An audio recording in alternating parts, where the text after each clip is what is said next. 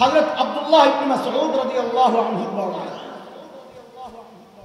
বর্ণনাকারী হযরত আব্দুল্লাহ ইবনে মাসউদ ইমাম বাইহাকি তার কিতাবে আনছেন 10152 নম্বর বর্ণনা। হযরত আব্দুল্লাহ ইবনে মাসউদ রাদিয়াল্লাহু আনহু তাবিঈদেরকে উদ্দেশ্য করে কথাগুলো বলতেছিলেন। তাবিঈ কি বলতেছিলেন? ইন্নাকুম আকসারু সালাতান ওয়া আকসারু সিয়ামান ওয়া আকসারু জিহাদান মিন আসহাবি মুহাম্মদ সাল্লাল্লাহু আলাইহি ওয়াসাল্লাম ওয়ালাকিন কানু খায়রাম মিনকুম। তিনি বলতেছিলেন, হযরত আব্দুল্লাহ ইবনে মাসউদ কে বলতেছিলেন? এই কথাটা বলা লাগবে, একটা বিষয় বলা লাগবে আমার। বলেন কে বলতেছিলেন? হযরত আব্দুল্লাহ ইবনে মাসউদ বলতেছিলেন রাদিয়াল্লাহু আনহু। কাদেরকে? তাবিঈদের। বলেন কাদেরকে? তাবিঈ ছিলেন। আরে কয়টা ভাঙবো আপনাদের সাথে? বলেন তো একজন তাবিঈ কাকে বলে? সাহাবাদেরকে যারা দেখছেন। আবু জাহেলকে দেখছেন ঈমানের সাথে। আপনাদের এই ব্যাখ্যায় ইয়াজিদ ও তাবিঈ হয়ে যায়। হয় ইয়াজিদ দেখে নেই সাহাবী কি লাখ কোটি মানুষ থেকে বাছাই করে দ্বীনি এই মজলিসে আমাকে আপনাকে আশা বসা কিছু কথা বলা ও শোনার তৌফিক দান করেছে। সেজন্য মহান রবের শুকরিয়া আদায় করি, জবান খুলে প্রাণ খুলে কালিমাতুশ শুকর উচ্চারণ করি আলহামদুলিল্লাহ। কথা শুরু করার আগে একটা অসঙ্গতি আমার কাছে নজরে এসেছে আমার, সেটা বলে নেওয়া ভালো যেন এমনটা না হয়। সেজন্য কখনো যখন বয়ান চলতে থাকে, যিনি বয়ান করেন তিনি তো কোরআন হাদিসের আলোচনা করতে থাকেন। তো একজন মেহমান যখন আসে, তিনি আসছেন যেই হোক, যিনি আসছেন তিনি যেই হন না কেন কোরআন আর হাদিসের চেয়ে তো দামি না। যিনি আসছেন তিনি যত দামি হন না কেন সেটা সেই কোরআন হাদিসের বরকতই হয়েছে। কাজী দাম বেশি কার? ওই মেহমানের না কোরআন হাদিসের? তো কোরআন হাদিসের আলোচনা চলা অবস্থায় কোনো মেহমান আসলে তাকে গ্রহণ করার জন্য বয়ান থামায়া তাকবীর দেওয়া, এটা কোরআন হাদিসের সাথে বেয়াদবি ছাড়া কিচ্ছু না। এটা আমরা খুব খেয়াল করব। কখনোই বয়ান চলাকালীন যেই আসুক আমি তাকবীর দিব না। মনে যদি হয় যিনি আসছেন এলাকার মানুষকে জানান দেওয়া দরকার, ঠিক আছে বয়ান শেষ হোক তারপরে দেন তাকবীর, দরকার লাগে আর 2 মিনিট বাড়াইয়া দেন, কিন্তু তাও বয়ান চলাকালীন যেন আমরা কখনো তাকবীর না দিই।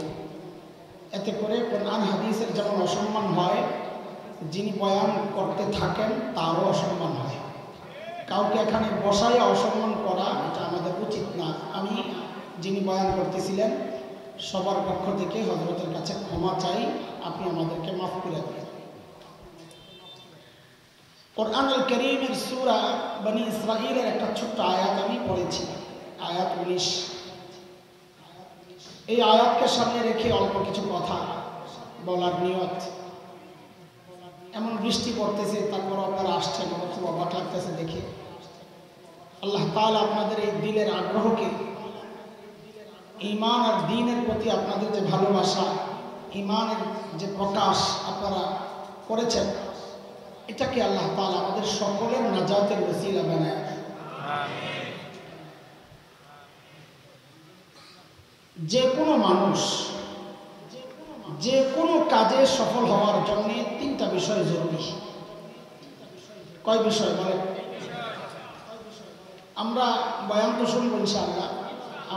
আমাদের পরে আমাদের বড় ভাইরা আসবে, আমাদের অত্যন্ত মহাব্বতের ভাই হযরতুল আল্লাহ আব্দুল বাতিন কাসিমি দামাত বরকাতুহুল্লাহ আলিয়া, ভালো সুন্দর কথা বলেন, কণ্ঠ খুব সুন্দর, তেলাওয়াত সুন্দর।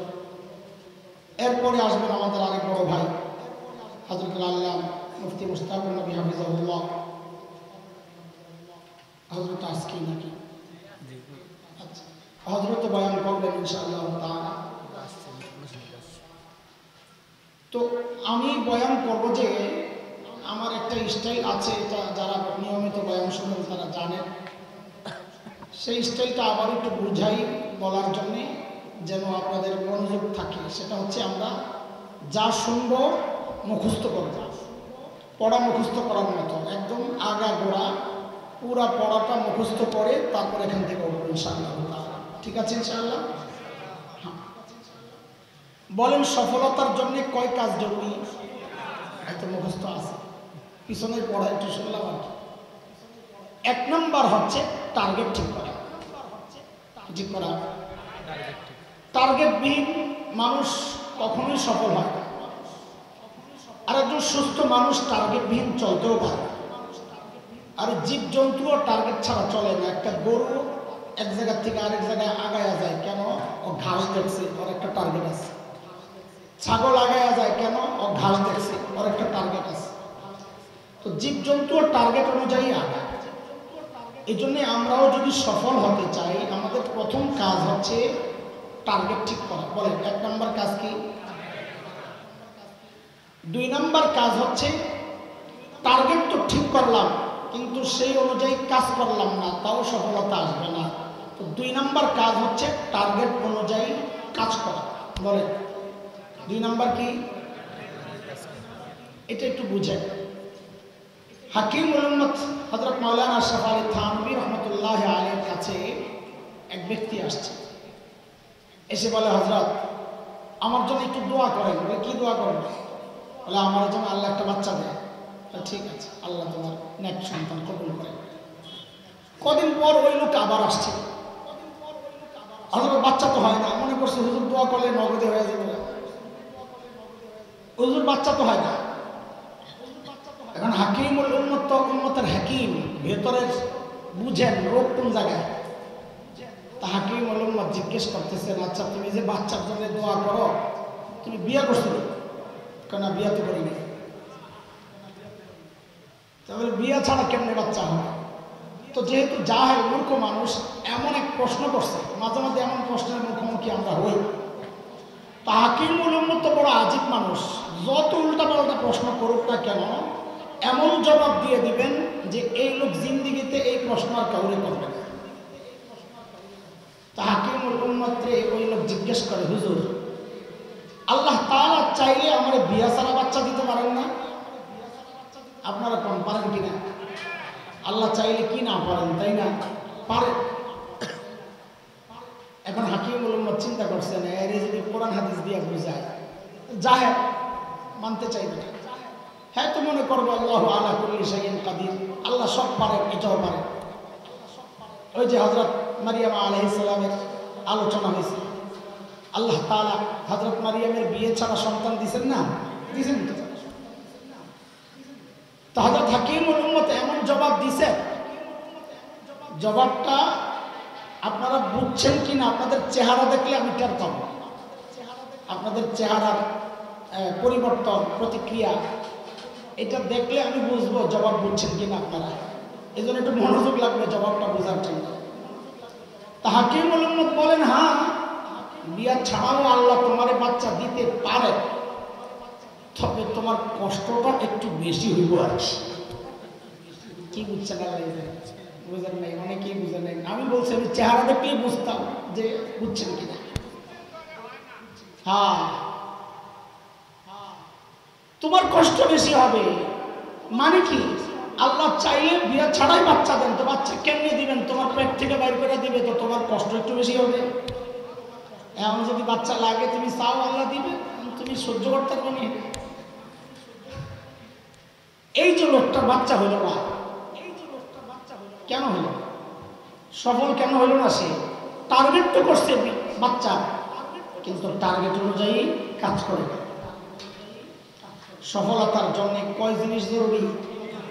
1 নাম্বার টার্গেট ঠিক করা, 2 নাম্বার টার্গেট অনুযায়ী কাজ করা, 3 নাম্বার হচ্ছে সেই কাজটাও নিজের মন মতো করলে হবে না, নিয়ম মতো করা লাগবে। নিয়মের বাইরে যায় আপনি কাজ হাজার করেন, সফল হওয়ার সম্ভাবনা নেই। এই 3টা কথা, সফলতার জন্য যে 3টা কথা বললাম, 1 নাম্বার টার্গেট ঠিক করা, 2 নাম্বার টার্গেট অনুযায়ী কাজ করা, তিন নাম্বার সেই কাজটা নিয়ম মতো করা। এই তিনটা কথা আল্লাহ সুবহানাহু ওয়া তাআলা আমি যে আয়াতে কারিমা পড়েছি ওই আয়াতে আল্লাহ বলেছেন। আল্লাহ কি বলেন? ওয়ামান আরাদাল আখিরাহ ওয়া সাআ লাহা সা'য়াহা ওয়া হুয়া মুমিন ফাউলাইকা কানা সা'য়ুহুম মাশকুরা। আল্লাহ বলেন আখিরাতকে টার্গেট বানাও, সেই অনুযায়ী কাজ করে যে, এবং নিয়ম মতো মানে ইমানের সাথে আমার দেখানো, আমার বলা, আমার জানানো, আমার শেখানো, আমার হাবিবের শেখানো রাস্তায় যখন করবে তো আল্লাহ বলেন ফাউলাইকা কানা সা'য়ুহুম মাশকুরা, তার কাজ আমি বিফলে যেতে দেব না, আমি তাকে অবশ্যই এর জাযা দিয়ে দেব। পরম বুঝতেছিনি? বলেন সফলতার জন্য কয় কাজ জরুরি? এক নাম্বার টার্গেট ঠিক করা, দুই নাম্বার টার্গেট অনুযায়ী কাজ করা, তিন নাম্বার নিয়ম মাইনা করা। মাশাআল্লাহ, এই যে সফলতার জন্য তিনটা কাজ, আমরা ব্যর্থ কেন হই? আমরা এই তিনটা না করে বরং এর উল্টাটা করি, চারটা এমন ভুল করি যে জিন্দেগিতে আর সফল হওয়ার কোনো রাস্তা থাকে না খোলা। আজকের আলোচনার মূল বিষয় হচ্ছে এটা যে আমরা আসলে সফল যে হই না, সেটা দুনিয়ায় হোক আখিরাতের জন্য হোক, না হওয়ার পেছনে মূল কারণ কি? বলে সাধারণত আমরা মৌলিকভাবে চারটা ভুল করি, এই ভুলের কারণে আমরা আগাইতে পারি না, দুনিয়ায়ও ব্যর্থ হই, আখিরাতেও ব্যর্থ হই। বলেন মৌলিক ভুল কয়টা? সবাই বলেন চারটা। এই আজকে চারটা মৌলিক ভুল আপনাদেরকে মুখস্থ করাবো ইনশাআল্লাহ। উদ্দেশ্য কি? দেখেন এই ভুলগুলো এমন না আমি এই ভুলের ঊর্ধ্বে, ভুল বোঝার কোনো কারণ নাই। আমি বরং মনে করি এই ভুলগুলোর মধ্যে সবচেয়ে বেশি ডুবে আছে আমি, এই রোগের সবচেয়ে বড় রোগী আমি। বলে আপনি রোগী, আপনি কথা কোন কেন? চিকিৎসা তো ডাক্তার করবে, রোগী চিকিৎসা করে নাকি? আমি চিকিৎসা করতেও আসি নাই, এটাও আমাদের বড়দের শেখানো রাস্তা। হাকিমুল উম্মত মুজাদ্দিদে মিল্লাত হযরত মাওলানা আশরাফ আলী থানভী রহমতুল্লাহ আলাইহি বলেন, আমি যখন আমার মধ্যে কোনো রোগ অনুভব করি তো আমি ওই রোগ বিষয়ক আলোচনা বেশি বেশি করি, যেন আমার মধ্যে এটার আমল চলে আসে, রোগগুলা দূর হয়ে যায়। আমিও সেই উদ্দেশ্যেই করতেছি যেন আমি ঠিক হয়ে যাই, সাথে সাথে আমার মতো যদি কোনো আসামি আর রোগী থাকে তিনিও যেন ঠিক হয়ে যায়। বুঝে আসছে কথা? কাজে এমনটা ভাবার কোনো কারণ নাই যে নিজে মনে হয় ভালো মানুষ আমি করে বাস করছি। না রে ভাই, মাফ চাই, আমি এই বিশ্বাস নিয়েই বসছি আমি এখানে সবচেয়ে খারাপ। আল্লাহ আমার হেদায়েত দেন, আমার মতো কেউ থাকলে আল্লাহ তারেও হেদায়েত দেন। মুহতারাম হাজরিন, আমাদের মৌলিক ভুল কয়টা? এক নম্বর মৌলিক ভুল হচ্ছে আমাদের টার্গেট বানানোর কথা ছিল আখিরাত, আমরা টার্গেট বানাইছি দুনিয়া। এটা আমাদের মৌলিক ভুল। বলে দুনিয়ার টার্গেট বানাইছি কেমনি বুঝলেন? আপনি আপনাকে দেখেন, আমি আমাকে দেখছি সেজন্য বলতেছি। আপনি আপনার সমাজ দেখেন, গ্রামের একজন মহিলা সকালে ওই ঘরে যায়, ওই ঘরে যায়, ওই ঘরে যায়, ওই ঘরে যায়, কে গো খালাম্মা কি খবর, কি সমস্যা, চাচি কাকি কি খবর, বাবু কি অবস্থা, কেন ঘুরতেছে? বলে আমার একটা মুরগির হিসাব পাই না, খোয়ারে তো ঢুকাইছি এখন তো দেখতেছি না, তার একটা মুরগি হারায় গেছে, সে পেরেশান, বাড়ি বাড়ি ঘুরতেছে। অথচ এই মহিলাটা না এশার নামাজ পড়ছে না ফজরের নামাজ পড়ছে, তার কোনো পেরেশানি নেই। কেন? সে টার্গেট বানাইছে দুনিয়া, দুনিয়ার মুরগি হারায় গেছে, সে পেরেশান, আখিরাতের নামাজ হারায় গেছে, তার কোনো চিন্তা নাই। এটা খালি ওই মহিলার কথা, গোটা সমাজের কথা, গোটা সমাজের কথা। গুনাহ হয়, আমার কোনো পেরেশানি নেই, আমল ছুটে যায়, কোনো পেরেশানি, ব্যবসায় লস, তাবিজের জন্য দৌড়ায়, কত পেরেশানি, অথচ আখিরাতের ক্ষতি হয়ে যাচ্ছে, কোনো খবর না। মাঝে মাঝে মজা করে আমি বলি, আমার খ্রিস্টান হওয়ার কোনো অফার টফার যদি আসে আর এমন বললে আবার এরা কাইটা কি বানায় আমি ডরেও বলতে ইতস্ত লাগতেছে। আচ্ছা ধরেন কেউ সে বললো আমি ইমান বিক্রি করবো, খ্রিস্টান হয়ে যাবে, বড় কোনো পিসাব আমার বাদ দিয়ে আমার জায়গায় একজন বড় পিসাব বসান, আসলেই বড় পিসাব, হঠাৎ ঘোষণা দিলেন আমি আমার ইমান বিক্রি করবো, খ্রিস্টান হয়ে যাবে। এখন খ্রিস্টান মিশনারিরা তো এই তালেই থাকে, বড় মুরগা একটা ধরতে পারলে আশেপাশের কেমন যা আছে সবাই পিসাব একটারে খ্রিস্টান বানাইতে পারলে মুরিদান সহ বোনাস। অগত টার্গেটে এমন থাকে সমাজের কোন নেতৃস্থানীয় কাউকে ধরা যায় কিনা। তো বলে ইমান বিক্রি করবা কত, বলে দাম বলো, তো বলে দাম বড় যেহেতু 1 কোটি, আর দিছে ধমঘাট। কেন ধমক? অনেক সময় যারা দোকানদারি করে ওরা বুঝবে ভালো, দোকানে মাল কিনতে গেছে, কাস্টমার দামাদামি করে, এখন এমন দাম বলছে দোকানদার বুঝছে ও আসলে এই মাল চিনে না, এই মাল চিনলে ও এই দাম বলতো না, ধমকায় ভাই আপনার দোকানে যান। তো ওই পিসাবের যেহেতু 1 কোটি বলছে, পিসাব বুঝছে যে আমার ইমানের দাম বুঝে নাই, বলে ভাব এমন ধমক দিছে। ওরা যায় আলোচনা করছে একটা কাজ কর, পিসাবে আরেকটু বড় অফার দি, তার একটু বড় অফার দিচ্ছে, হুজুর 2 কোটি, 10 কোটি, মনে করছে হুজুর তো এইবার খুশি হয়ে যায়, হুজুর দিচ্ছে আরো জোরে ধমক। ভাই মনোযোগ নষ্ট, আমার মনোযোগ নষ্ট করা যাবে না, সবাই মনোযোগ দিয়ে শুনবেন, আমারও মনোযোগ দিয়ে বলার পরিবেশ করে দেবেন। তো সবাই মিলে চিন্তা করছে, সব মিশনারিরা একসাথে বসছে যে এইটা তো বহুত কঠিন মোল্লারে, চল দেখি আরে পরীক্ষার জন্য যায় একটা প্রস্তাব দেই। বলে কি প্রস্তাব? বলে গোটা দুনিয়ায় যা কিছু আছে গোটা দুনিয়া আপনার, জান আপনি খ্রিস্টান হয়ে যান। তো যায় প্রস্তাব দিছে, হুজুর নতুন এক প্রস্তাব নিয়ে এসে। বলে কি? বলে গোটা দুনিয়া সব আপনার, তাও আপনি খ্রিস্টান হয়ে যান। এবার তো বেচবেন যেহেতু, এর চেয়ে বেশি দাম তো আর পাইবেন না, গোটা দুনিয়া। তো হুজুর কাহারে বুঝছই না যা সর। বলে এখন কি এর চেয়ে বেশি কি দিবে? বলে আরে গাধা, আমি তো আমার ইমানের উসিলায় আমার মালিকের সাথে আমার একটা কন্ট্রাক্ট হয়েছে। আমার হাবিব সাল্লাল্লাহু আলাইহি ওয়াসাল্লাম বলেছেন এই ইমানের উসিলায় আমার আরো যদি হালকা ইমান হয়, কোন রকম ইমান, 1 ফোঁটা আমল নাই, ওই ইমানটা নিয়ে যদি কোন রকম কবরে আর আখিরাতে পৌঁছতে পারি, তা আল্লাহর ওয়াদা আমার নবীর মাধ্যমে আল্লাহ জানাইছে যে আল্লাহ তাআলা আমাকে এইরকম কমপক্ষে 10টা দুনিয়া দিবে। তুই 1 দুনিয়া রয়েছে আমার ইমান কেনার জন্য। এই কথা কখন বলবে? যে টার্গেট বানাবে আখিরাত।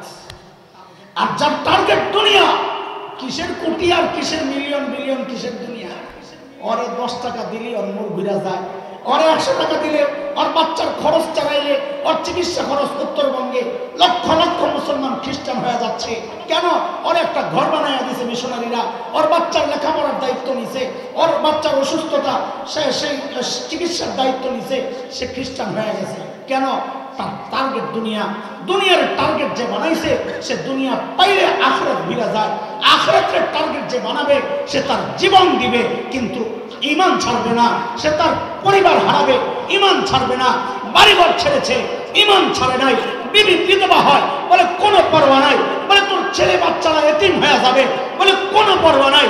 কাটে, টুকরা টুকরা করে, বলে লাস্তু উবালি হিনা উত্তাল মুসলিমা, আরে আমি মরছি কোনো সমস্যা নাই। কেন? আমি তো আল্লাহর জন্য মুসলমান হইয়া মৃত্যুবরণ করতেছি, আমি মরতে দেরি, জান্নাতে ঢুকতে দেরি না। এই কথা কখন বলবে? যখন টার্গেট বানাবে। বলেন বলেন, টার্গেট বানাবে। দুনিয়ার যত ঝামেলা আছে সব ঝামেলার মূলে এই টার্গেট ভুল। চুরি করে কারণ কি? টার্গেট ভুল। ওর টার্গেট দুনিয়া। যার টার্গেট আখিরাত হবে ও চুরি করবে না। আর চুরি করতে গেলেও ভাববে সামান্য চুরির কারণে আমি আমার আখিরাত বরবাদ করবো না, করবো না। দুর্নীতি করতে গেলে সে করবে না, কারণ ও চিন্তা করবে দুর্নীতি করতে গেলে আমি আমার আখিরাত হারাবো, আমি দুর্নীতি করবো না, আমি ডাকাতি করবো না, আমি ভোট চুরি করবো না, আমি জুলুম করবো না, আমি নির্যাতন করবো না। করব না, আমি কারো বদনাম করব না, কারো উপর অপবাদ দিব না, আমি মদ খাবো না, সব অপরাধ সে ছেড়ে দিবে। কেন? যার টার্গেট আখিরাত, ও কোনোদিন দুনিয়ার জন্য তার আখিরাত বরবাদ করতে। কথা বুঝাইতে পারছি? দেখেন, খেয়াল করে, মনোযোগ আছে আপনাদের? দেখেন, আল্লাহর নবী সাল্লাল্লাহু আলাইহি ওয়াসাল্লাম সাহাবায়ে কেরাম রিদওয়ানুল্লাহি আলাইহিম আজমাইনদের মধ্যে যে মৌলিক পরিবর্তনটা আনতে পারছেন, এর মধ্যে একটা মৌলিক পরিবর্তন কি? শুনেন, একটা হাদিস শুনেন। হযরত আব্দুল্লাহ ইবনে মাসউদ রাদিয়াল্লাহু আনহু বর্ণনাকারী হযরত আব্দুল্লাহ ইবনে মাসউদ, বাইহাকি, ইমাম বাইহাকি তার কিতাবে আনছেন 10,152 নম্বর বর্ণনা। হযরত আব্দুল্লাহ ইবনে মাসউদ রাদিয়াল্লাহু আনহু তাবিঈদেরকে উদ্দেশ্য করে কথাগুলো বলতেছিলেন। তাবিঈ কি বলতেছিলেন? ইন্নাকুম আকসারু সালাতান ওয়া আকসারু সিয়ামান ওয়া আকসারু জিহাদান মিন আসহাবি মুহাম্মদ সাল্লাল্লাহু আলাইহি ওয়াসাল্লাম ওয়ালাকিন কানু খায়রাম মিনকুম। তিনি বলতেছিলেন, হযরত আব্দুল্লাহ ইবনে মাসউদ কে বলতেছিলেন? এই কথাটা বলা লাগবে, একটা বিষয় বলা লাগবে আমার। বলেন, কে বলতেছিলেন? হযরত আব্দুল্লাহ ইবনে মাসউদ বলতেছিলেন রাদিয়াল্লাহু আনহু। কাদেরকে? তাবিঈদের। বলেন, কাদেরকে? তাবিঈ ছিলেন। আরে কয়টা ভাঙবো আপনাদের সাথে? বলেন তো একজন তাবিঈ কাকে বলে?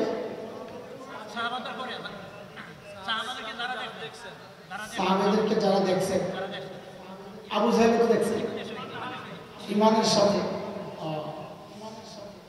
আপনাদের এই ব্যাখ্যায় ইয়াজিদ ও তাবিঈ হয়ে যায়।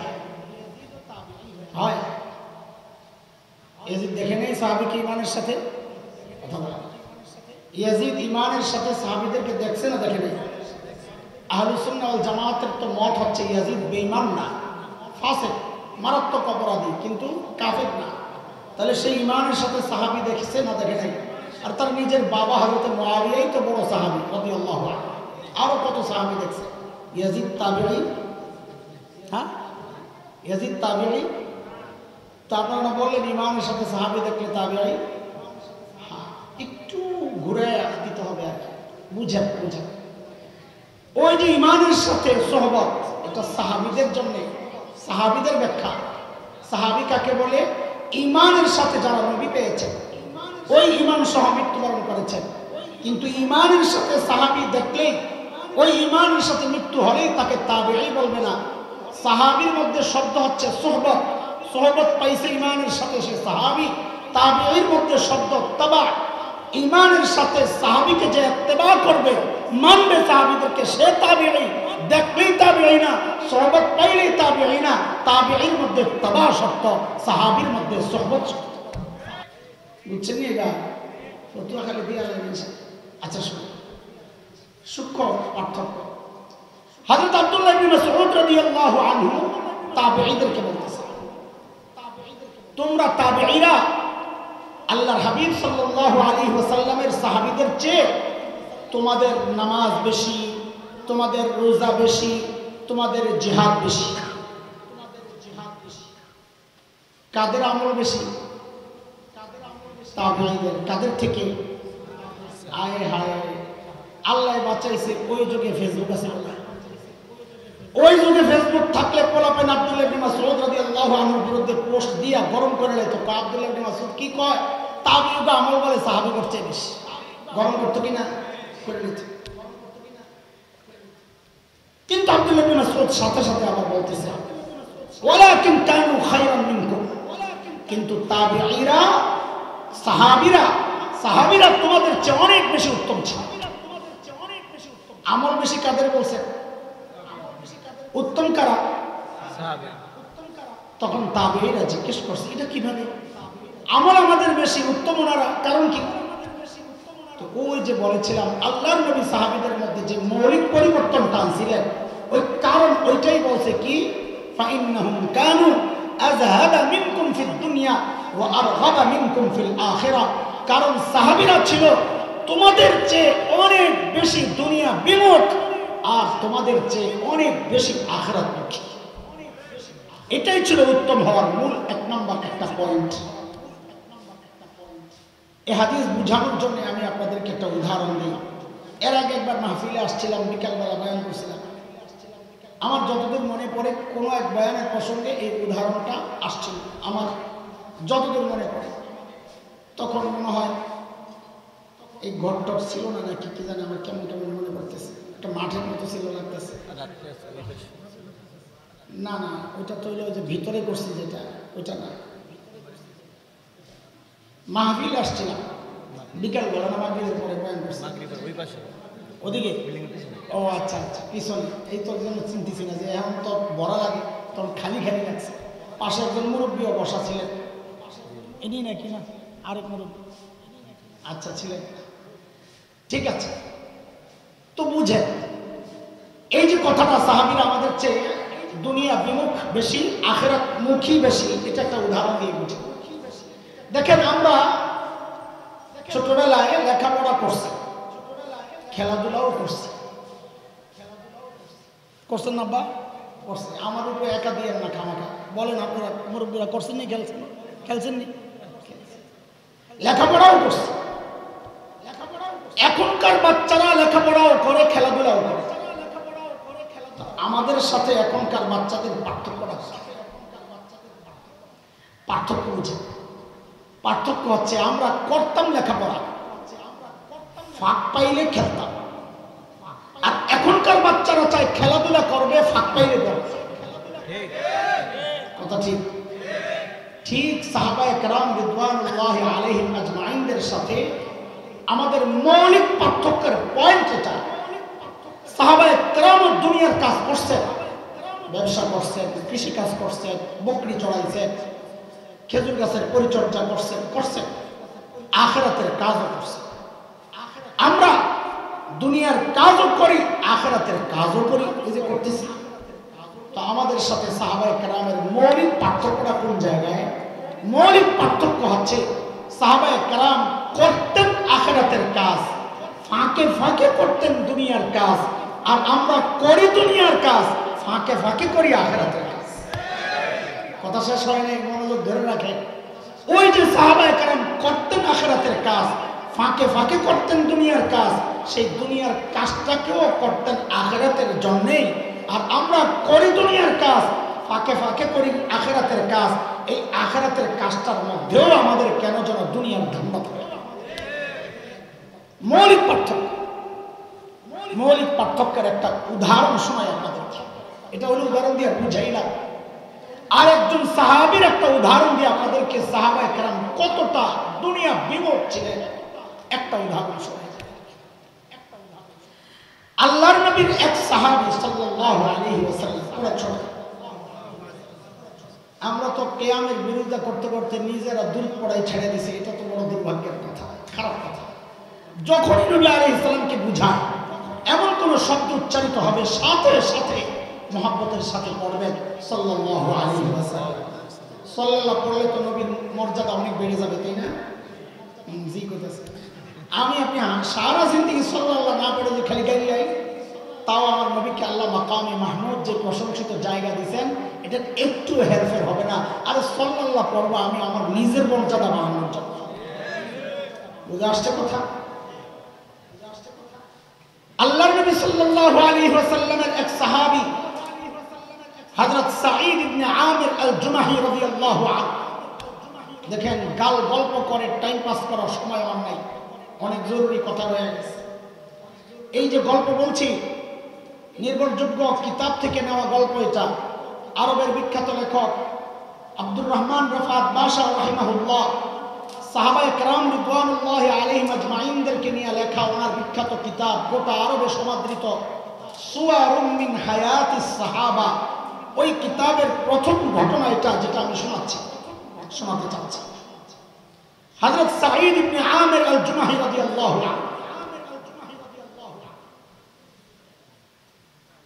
ইসলাম কবুল করছেন একটু দেরিতে, হিজরতের পর, অনেক পর। কিন্তু ইসলাম দেরিতে কবুল করলে কি হবে? ঈমান ছিল বড় পাক্কা। কত পাক্কা একটা উদাহরণ স্বরূপ। হযরত ওমর রাদিয়াল্লাহু আনহু যখন খলিফা, ওমর নরম না গরম? হ্যাঁ বলেন সবাই, নরম না গরম? কেমন গরম? অনেক, কত অনেক। একটা উদাহরণ বুঝেন খালি। নবী আলাইহিস সালাম বলেছেন, ওমর যে রাস্তা দিয়ে যায় শয়তান ভয়ে আর ওই রাস্তায় থাকে না, আরেক রাস্তায় যায়। কত গরম দেখছেন? আপনাদের একটা চুটকি শোনায় ফেলাই এই ফাঁক দিয়ে, ওলামায়ে কেরাম মজা পাবে। গেট আছে বাবে ওমর, ওমর গেট। ওই গেট দিয়ে হয়তো ওমর আসা যাওয়া করতেন, স্মৃতি হিসাবে ওই গেটটার নাম বাবে ওমর। শিয়ারা হযরত ওমরের প্রতি বিদ্বেষ পোষণ করার কারণে, ঘৃণা লালন করার কারণে ওই গেট দিয়ে আসা যাওয়া করে না। ওমর যেদিক দিয়ে চলছে আমরা এদিক দিয়ে চলুন না। তা আরবের এক বিখ্যাত সাহিত্যিক বড় আজীব এক চুটকি লেখছেন, লতিফা, বড় আজীব। আমি প্রথম যেদিন এটা পড়ছি আমি হাসতে হাসতে শেষ, যে বেটার মাথাটা ঢুকলো কেমনি। উনি লিখতেছেন, আয় ওমর, আল্লাহ আপনার উপর রহম করে, আপনি যখন জীবিত ছিলেন আপনি যে রাস্তা দিয়ে চলতেন ওই রাস্তায় শয়তান চলতো না। আজকে আপনি মারা গেছেন, এখনো ওই রাস্তা দিয়ে শয়তানের দোসররা চলে না। আল্লাহ। সাইয়েদনা ওমর যখন খলিফা, আমিরুল মুমিনিন হযরত ওমরের সামনে যায়া হযরত সাঈদ বুঝায়, ওমর আল্লাহ দায়িত্ব দিয়েছেন ঠিকঠাক মতো আদায় করেন, নাইলে কিন্তু খবর আছে। কলিজার সাহস কত দেখছেন? এই সাহস পাইছে কই? মানুষ নিজে যত সৎ হয় তার সাহস তত উঁচা হয়। নিজের মধ্যে 2 নম্বরই থাকলে কথা বলে মিনমিন মিনমিন করে, আর তেলের দাম বাড়ায়। কি বুঝা ঠিক করছিস তোরা? তেলের দাম কেমনি বাড়ে? এটা তো অর্থনীতির কথা। প্রোডাকশনের চেয়ে ব্যবহার বেশি হইলে জিনিসের দাম বাড়বে, চাহিদা বেশি, দাম বাড়বে। প্রোডাকশন হইল খাওয়ার জন্য, এমন এটার কথায়ও যদি মাল লাগায় তত প্রোডাকশনের চেয়ে চাহিদা বেড়ে যাবে, তো দাম তো বাড়বে। ও তো ঘুরে না করে আমি ডাইরেক্ট বলি আর কি, তেলের দাম বাড়ায়। আমি না বুঝার কারণে ব্যাখ্যা দেওয়া লাগে। তো হযরত ওমর বলতেছেন যে দায়িত্ব ঠিক মতো আদায় করে, নালে কিন্তু খবর আছে। সাইয়েদনা ওমর ধরছেন একদিন, মিয়া তুমি খালি আমারে ওয়াজ করো, তুমি নিজে দায়িত্ব নাও। এমনটা মনে করার কোনো কারণ নাই যে আমাদের চরিত্র লালন করতেন সাহাবীরা, নাউযুবিল্লাহ। আমাদেরকে কেউ বুঝাইলে আমরা কষ্ট পাই, বলি আমার বুঝা, আমি হেসে কম বুঝি। হযরত ওমর এই জন্য ধরেন নাই। হযরত ওমর ধরছেন, হারে আমার অধীনস্থ একজন সাহাবী, সে এইরকম অনেস্ট মুখলেস আল্লাহওয়ালা, তাকে দায়িত্ব দিলে, সৎ মানুষকে দায়িত্ব দিলে জনগণ শান্তিতে ঘুমাবে। কথা বুঝেন নাই আপনারা? আপনারা তো খুব শান্তিতে আছেন, এজন্য চুপচাপ থাকেন আর কি। হযরত ওমর জোর করে ধরে সাঈদ ইবনে আমির আল জুমাহিকে সিরিয়ার এক শহর হিমসের গভর্নর বানায় পাঠায় দিয়েছে। সামনের কথাগুলো বোঝার জন্য 2টা কথা একটু মাথায় রাখেন। যে কোনো অঞ্চলে মানুষ যখন ধনী হয়, যত ধনী হবে ওই অঞ্চলের জনপ্রতিনিধি যারা মেম্বার, চেয়ারম্যান, এমপি, তারাও তত ধনী হয়। মানে এলাকার মানুষও ব্যবসা ব্যবসা করে, তিনিও করেন, সবাই ধনী। এটা হল এক কথা। আরেকটা কথা বুঝেন, আজকের দুনিয়ায় Bangkok, Singapore, Thailand, Dubai, Abu Dhabi, Karachi, Bombay, আমাদের চিটাগাং, এগুলো যেমন বাণিজ্যিক শহর, ওই সময়ে গোটা দুনিয়ার বাণিজ্যিক শহর ছিল সিরিয়া। এবার বুঝে শুনে জবাব দেন 2 কথা মিলাইয়া। সেই সিরিয়ার শহর হিমসের গভর্নর ধনী হওয়ার কথা না গরিব হওয়ার কথা? মাশা, কেমন ধনী? ছোট মতো না অনেক বড়? অনেক বড় ধনী এলাকার গভর্নর। বাপ রে বাপ। দুবাইয়ের আমির মানে কি? গরিব। আবুধাবির আমির মানে কি? গরিব। সিঙ্গাপুরের প্রেসিডেন্ট মানে কি? গরিব। ব্রুনাইয়ের প্রেসিডেন্ট গরিব না? বললেই কেমন একটা ভাব আসে না, আরে ধনী মানুষ না। এটাই স্বাভাবিক। কিন্তু আল্লাহর নবীর সাহাবীরা কতটা দুনিয়া বিমুখ ছিলেন একটু শুনেন মনোযোগ দিয়ে। আপনারা টার্গেট ঠিক করে ফেলেছে, টার্গেট ঠিক করে ফেলেছে। হিমস থেকে এক জামাত আসছে, এক দল হযরত ওমরের সাথে সাক্ষাৎ করার জন্য। হযরত ওমর তাদের সাথে কথাবার্তা বলার পর বললেন, তোমরা একটা কাজ করো, হিমসের গরিবদের একটা লিস্ট জমা দাও আমার কাছে, বাইতুল মাল থেকে ওদের জন্য কিছু বরাদ্দ দিয়ে দাও। তো ওনারা চিন্তা করছে, সুযোগ যেহেতু পাইছি, লিস্ট একটা করি বড় সড়ো করে। আমরা মাদ্রাসার মোহতামিম যারা, আমরা যারা আছি, আমরা যদি কেউ এসে বলে হুজুর আপনার মাদ্রাসার গরিব একটা লিস্ট দেন, আর আমরা লিস্ট এত বড়, আমরা থাকি তো এই আশায় কখন এসে কে কথা জিজ্ঞেস করে। হায় হিমসের লোকেরা লিস্ট একটা করছে, বল কইরাই হয়তো তোমরের কাছে জমা দিছে ফুকারা ও হিমস, হিমসের গরিবদের লিস্ট। আল্লাহ, হযরত ওমর লিস্ট হাতে নিয়ে অবাক হয়ে তাকায় আছে। কেন? হযরত ওমর দেখেন যে লিস্টের শুরুর দিকেই হিমসের গভর্নর সাঈদ ইবনে আমির আল-জুমাহির নাম। সাইয়েদনা ওমর জানতে চাইলেন, আমি এরকম ফাঁকে এরকম কি ব্যাপার, তোমাদের আমির বুঝি গরিব মানুষ? হিমসের লোকেরা জবাব দিলেন, বালা আমিরুনা আফকারুনা, আমাদের আমির শুধু গরিব না, হিমসের মধ্যে সবচাইতে বড় গরিব।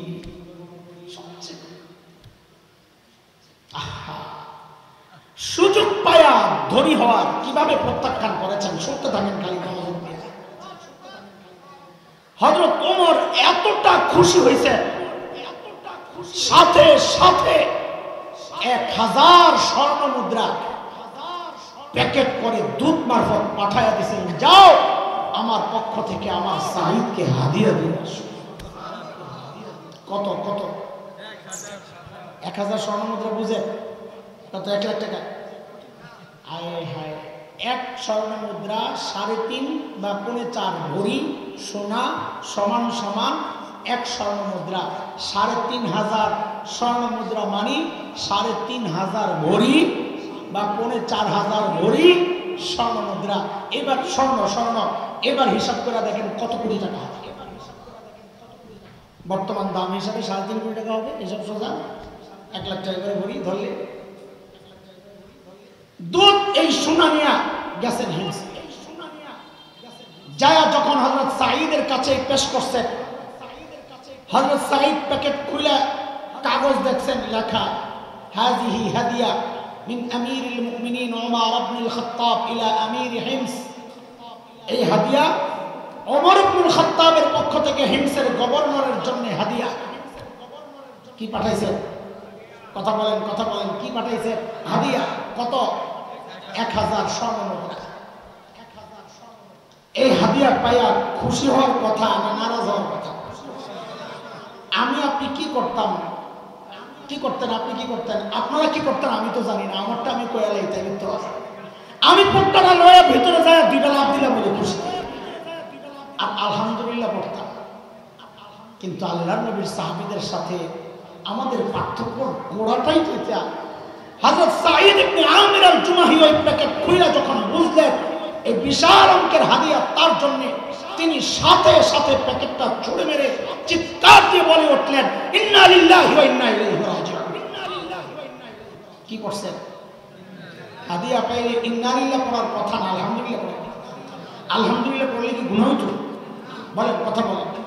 আলহামদুলিল্লাহ পড়লে গুনাহ হতো? কি করছেন? ভেতর থেকে তো বউ ডরায় গেছে। আর মদিনা থেকে দূত আসছে, না জানি কোন দুঃসংবাদ নিয়ে আল্লাহ জানে। সাথে সাথেই জানতে চাইলেন, আকুতিলা উমর ইবনুল খাত্তাব, কি ব্যাপার? মদিনা থেকে দূত কি খবর নিয়ে আসলো? কি দুঃসংবাদ? ইন্না লিল্লাহ পড়লেন।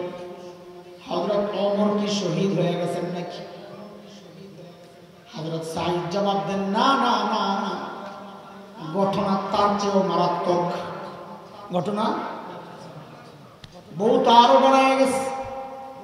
আবার জানতে চাইলেন, আকুতিলাল মুসলিমুনা ফি মারিকা, তাইলে কি কোনো যুদ্ধে মুসলমান ব্যাপকভাবে শহীদ হয়ে গেল কিনা?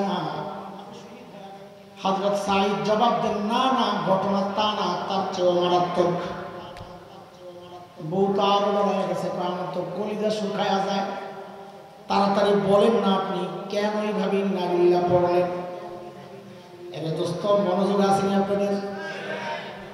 হযরত সাঈদের জবাবটা কিয়ামত পর্যন্ত আল্লাহর হাবিবের উম্মতদের জন্য একটা আদর্শ শিক্ষার একটা বড় উপকরণ হয়ে গেছে। হযরত সাঈদ জবাব দেন, উদখিলাত আলাইয়া দুনিয়া লিইহলাকি আখিরাতি। এইভাবে ইন্নালিল্লাহ কেন পড়ছি? বলে আমার ঘরে দুনিয়া ঢুকায়া দেওয়া হয়েছে আমার আখিরাত বরবাদ করার জন্য। কিভাবে দুনিয়া চলছে, সাথে সাথে বিবিকে বললেন, আমায় একটা আবদার করতে চাই, রাখবা কিনা বলো। বিবি বললেন, বলেন বলেন কি বলার আছে বলেন। হযরত সাঈদ বলেন, আমি চাই মদিনার দূত আমার ঘরে থাকতে থাকতে এই 1000 স্বর্ণ মুদ্রা তুমি হিমসের গরিবদের মধ্যে বিলায়া দিবা। আল্লাহু আকবার, চিল্লা, আরে আর চিল্লা করে আল্লাহু আকবার। কেন? যে দ্বীনি শিক্ষা সাধারণ শিক্ষার একটা পার্থক্য ফুটে উঠছে। হযরত সাঈদ দ্বীনি শিক্ষা পেয়েছেন, তাই নিজের জন্য বরাদ্দের টাকা জনগণকে দিয়ে দিচ্ছে। আর সাধারণ শিক্ষায় শিক্ষিত হয়ে তখন কেউ দায়িত্ব পায়, দ্বীনের বুঝ থাকে না, তখন সে জনগণের বরাদ্দের টাকা মাইরা বিদেশে বাড়ি বানায়। কথা ঠিক? পার্থক্য বুঝতেছে? কি বললেন? আমি চাই দূত আমার ঘরে থাকতে থাকতে এই 1000 স্বর্ণ মুদ্রা তুমি কি করে দাও, হিমসের গরিবদের মধ্যে বিলায়। এখন বউ কি কয়? বউ তো আর আমার আপনার বউ না, বউ তো সাহাবীর বউ। কার বউ? আমার বউটাই কই, আপনার বউটা কই, আমি কোন বিপদে পড়ি? এলাকা ছাড়ি নাই এখন। আমার বউরে যদি কইতাম সব দিয়া লাগে, বিস্কি যে মাল লইল সব দিয়ে হাদি, এটা তো হালাল। ঘরের খবর তো রাখেন না, খালি চামড়া বাইরে বাইরে কত কিছু লাগে। ফ্রিজ দিয়ে পুরানো হয়ে পানি পড়ে, নিজে একটা ভালো কামড় ছিল নাই, সোনা গয়না তো দেনই না, বিয়ার সময় দিয়ে আর খবর নেই, এটা আমি সব দিয়ে লাগে। বেশি বিড়াবিড়ি করলে বলতো কি 2 ভাগ করে, অর্ধেক আমার অর্ধেক আপনার, আপনারটা দিয়ে নেই আমারটা থাকবে। কই ঠিক, আমার ঠিক কর, পাইছো আমারটা। আল্লাহ আল্লাহ, আল্লাহর নবীর সাহাবীর বিবিও তো সাহাবী। আল্লাহ যার সাথে যেমন মিলেছে, পোলাপান শুনছ, যারা বিয়ে শাদী করছ নাই, ফ্রিতে একটা পরামর্শ দিয়ে যায়, নেককার বিবি খুঁজে পোলাপান, নেককার বিবি। শোন, তুই 2 নাম্বার হইলে নেককার বিবি তালাশ করে কোনো লাভ নেই। তুমি 2 নাম্বার আল্লাহ পাঠাবেন 2 নাম্বার, তুই 3 নাম্বার আল্লাহ পাঠাবেন 3 নাম্বার, তুই 4 নাম্বার বউর নাম্বার তালাশ করে আল্লাহ। এই জন্য একটা কথা মুখস্থ কর, বিয়ের সময় কাজে লাগবে। আমি যা বলি আমার সাথে সাথে বল সবাই, জেসকাল লগে তেসকাল।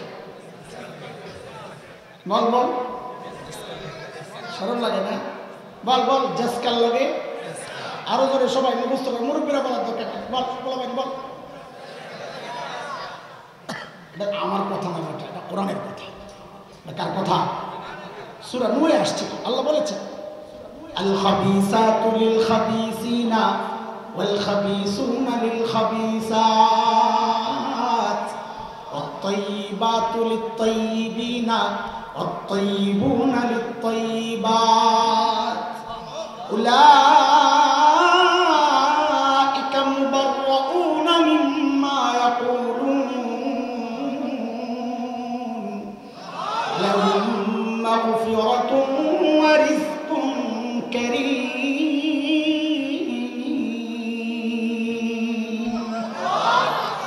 এই আয়াতের সংক্ষেপ তরজমা যদি করি তো বলতে হবে জাসকাল লগে।